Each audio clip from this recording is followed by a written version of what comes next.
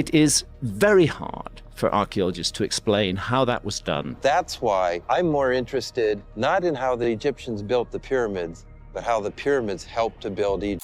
What if the tool marks in Egypt's oldest quarry don't match any tool we think the Egyptians actually had? For a long time, nobody questioned it. Pounding stones, raw manpower, years of relentless labor. Then a team decided to actually test that story. They took thousands of close-range scans from the Aswan Granite Quarry and ran the geometry through an AI model, expecting it to simply confirm the textbook version of events. It didn't. The model flagged something in the cut patterns that didn't line up cleanly with hand tool work at all, and the more the team dug in, the stranger the picture became. If they're reading the stone correctly, the story of how this quarry was carved may need a serious rewrite. So, what exactly is hiding in that granite? Stick around, because this one gets stranger the closer you look. Along the Nile's east bank sits a stretch of desert that has pulled in archaeologists and skeptics alike for over a century, the Aswan Granite Quarry. Nothing about it screams mystery at first. Half-cut blocks, dust, silence.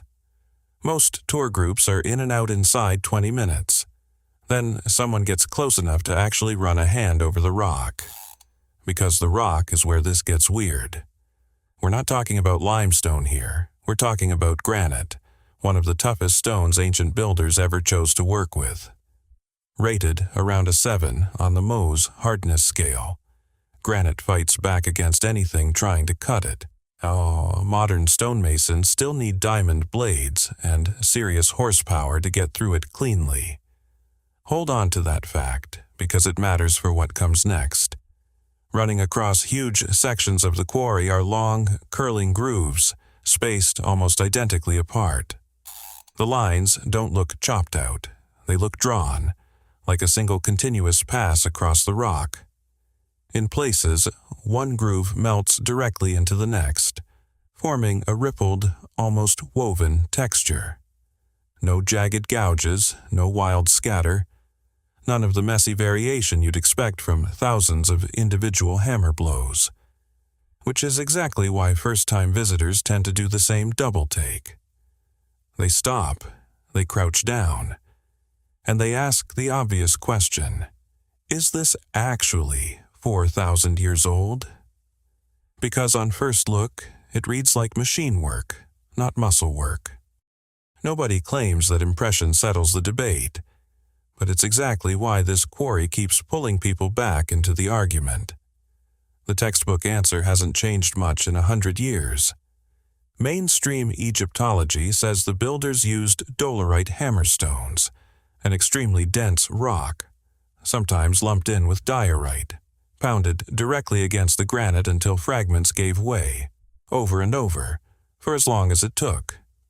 It's a clean story, and it's still what most students learn, but the scale attached to that story is almost hard to picture. We're talking about a project connected to monuments like Khufu's Pyramid, a structure roughly as tall as a 45-story building. Estimates put the quarry workforce somewhere near 20,000 people, with close to 15,000 rotating in shifts to keep the pounding going non-stop. And this wasn't light work. Laborers are thought to have hammered granite for stretches close to 10 or 12 hours a day, week after week, sometimes for a year or more, just to free a single block from the bedrock. Taken at face value, it's not an unreasonable claim. Enough hands, enough time, and almost anything is achievable. That argument holds up, on paper. Which is exactly why one research group decided to stop debating it and go test it. They rebuilt the tools from scratch. Dolerite hammerstones, shaped the traditional way, swung by trained stoneworkers thousands of times against real granite slabs, using the technique historians describe. The prediction was simple. If the traditional story held up, the test blocks should start to resemble Aswan's surfaces. They didn't. Instead of clean, even grooves, the hammering left ragged, uneven scarring. Some strikes bit deep, others barely scratched the surface. No two impacts matched. Chips flew unpredictably, and the surface texture turned chaotic fast.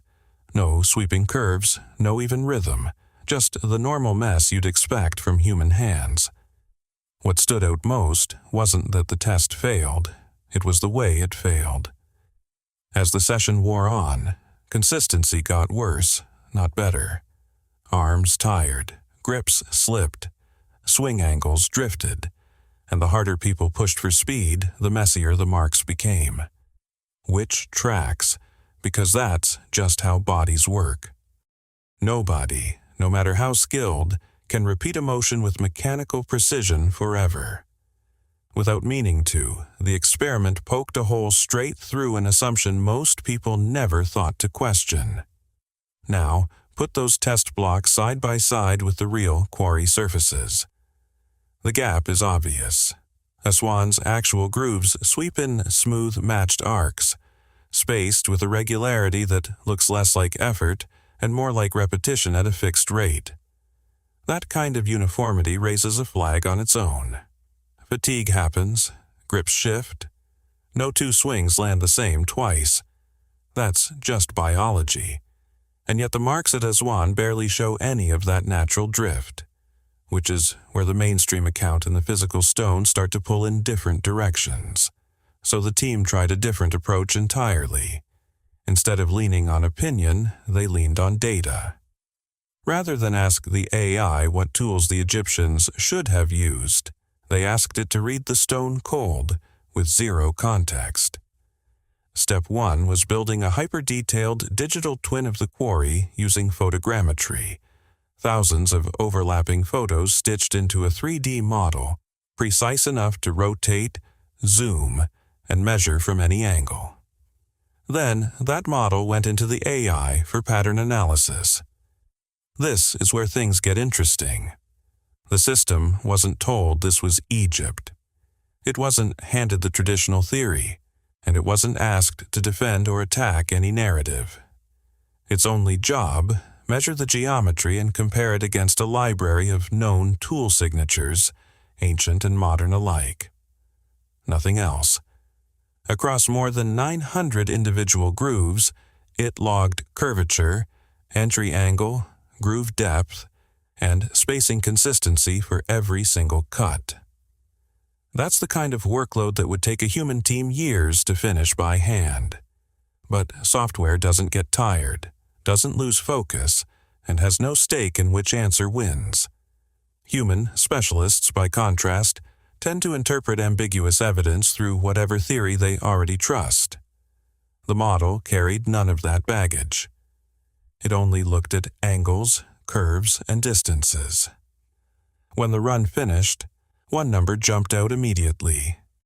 Across all those grooves, spread across the whole site, the measured variance came out to roughly 3.8%. On its own, that number sounds unremarkable. But to an engineer, that's an unusually tight tolerance. Even a master craftsman drifts slightly with every strike, grip, angle, force, all shifting slightly, blow to blow. That's simply what hands do. With manual tools, some drift is expected every time. These grooves showed far less of it than most researchers assumed they would. Entry angles told the same story.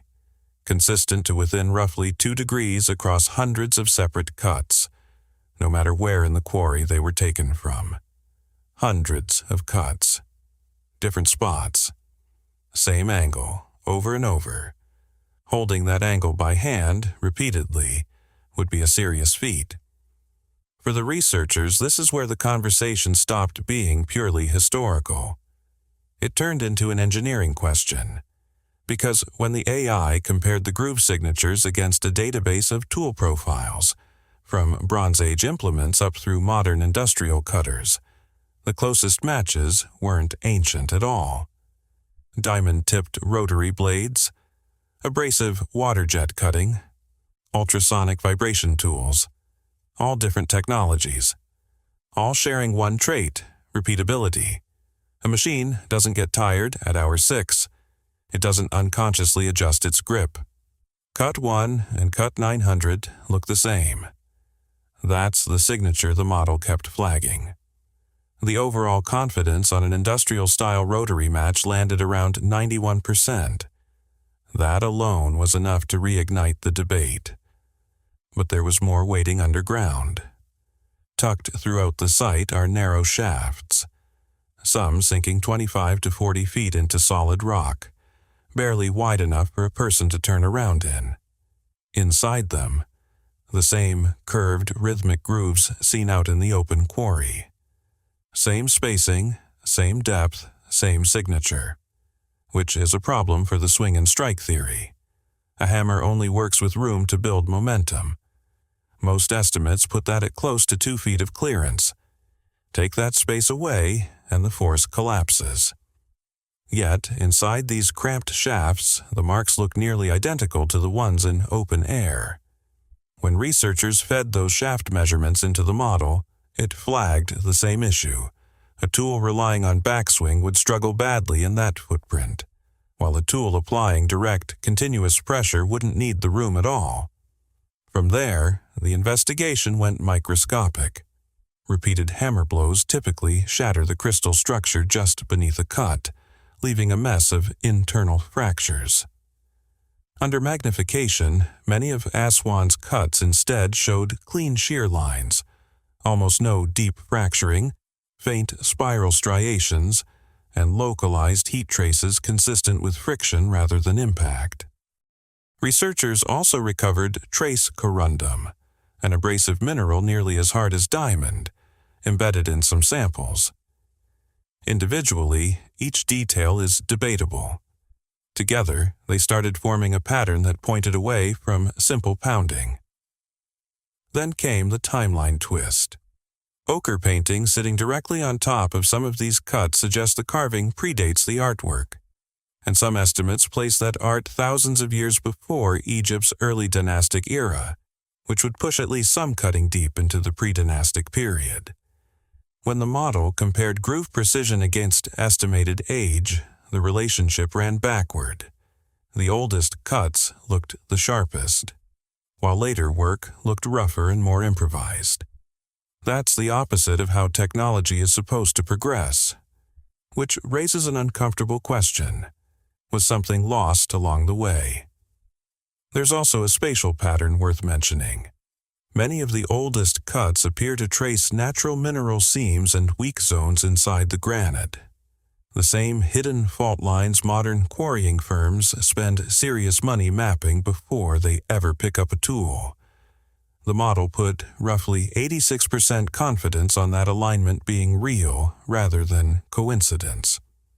Which brings us to the unfinished obelisk still sitting mid-carving in the quarry floor, a block that would have topped 1,000 tons if completed. The official story says a crack ended the project, but cutting marks appear to continue past that crack, and the same signature precision shows up all the way down the block, even in the tightest working space. So, why did it really stop? And this pattern isn't unique to Aswan. Cross-checking against Giza's granite work turned up the same shear lines, the same low fracturing, similar spiral traces, with under 5% variance between two sites hundreds of kilometers apart. Different quarry, different crew, presumably. Same fingerprint. That's not one clever workshop. That's a shared standard. And somehow, it disappeared so thoroughly that we spent a century assuming it never existed. So, here's where it leaves us. If the earliest work really is the most precise, what happens to the assumption that technology only moves forward? The hammerstone theory keeps stumbling on the same test. Nobody has reproduced these exact marks by hand. Maybe there's a missing chapter. Maybe the dating is off. Or maybe we're just not ready to say the obvious thing out loud. Either way, the stone isn't going anywhere. That 3.8% is still sitting there in the rock. So, I want to know what you think. lost technique, dating error, or something we haven't named yet? Drop it in the comments. I read every one. And if you think history's holding back more than it's telling us, subscribe and hit the bell so you don't miss what we dig up next.